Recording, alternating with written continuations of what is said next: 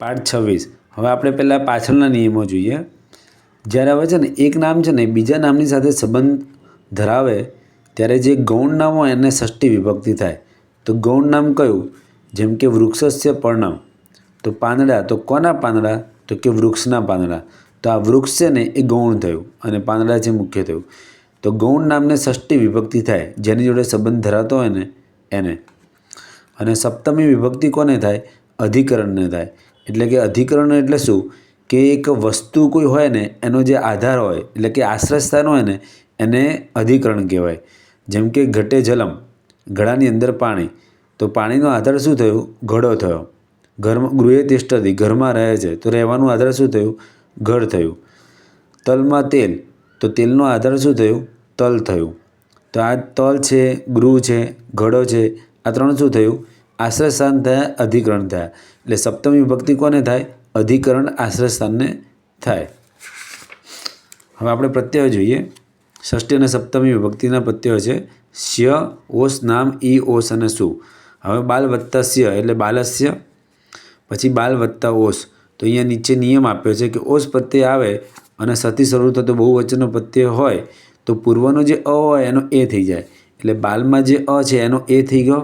પછી આગળ આપણે નિયમ હતો કે એ, ઐ, ઓ અને ઓ પછી કોઈ પણ સ્વર આવે તો આય, અ અને આવ થાય છે। તો અહીંયા આગળ એ પછી સ્વર આવ્યો એટલે પછી એનો અય થયો એટલે બાલય થયું। બાલય વત્તા ઓસ એટલે બાલયો હો, સનો ર અને રનો વિસર્ગ। પછી બાલ વત્તા નામ, તો નામ પ્રત્યય પર છતાં પૂર્વનો જે સમાન સ્વર છે એ દીર્ઘ થાય છે। એટલે બાલ છે એમાં અ જે છે સમાન સ્વર તેનો દીર્ઘ થયો તો બાલા થયું, બાલા વત્તા નામ, બાલા નામ। પછી બાલ વત્તા ઈ સપ્તમી વિભક્તિ, તો અને ઈ મળીને એ થાય એટલે બાલે થયું। પછી અહીંયા આગળ ઓસ પ્રત્યય છે એટલે જેમ આપણે ઉપર જોયું એવી રીતના બાલયો થયો। પછી બાલ વત્તા સુ, તો અહીંયા આગળ લખ્યું છે કે સથી શરૂ થતો પ્રત્યય બહુવચનનો હોય ત્યારે પૂર્વના આનો એ થાય એટલે અહીંયા આગળ અનો એ થયો એટલે બાલે થયું। પછી નામી, અંતસ્થ અને ક વર્ગ પછી રહેલા, ત્રીજો નિયમ છે નામી, અંતસ્થ અને ક વર્ગના પછી કોઈપણ વ્યંજનથી પર રહેલો જે દંત્ય સ છે એનું મૂર્ધન્ય સ થઈ જાય છે। એટલે કે અહીંયા આગળ જે છે એ શું છે? નામી સ્વર છે। તો નામી સ્વરના કારણે જે દંત્ય સ હતો એ મૂર્ધન્ય સ થઈ ગયો। અને ફરીથી ત્રીજા નિયમને આપણે ફરીથી સમજીએ। નામી સ્વર એટલે નામી સ્વર એટલે કયા કયા હતા? કે અને છોડીને બધા નામી સ્વર હતા, બરાબર। અને અંતસ્થ એટલે ય, ર, લ, વ અને કનો આખો વર્ગ।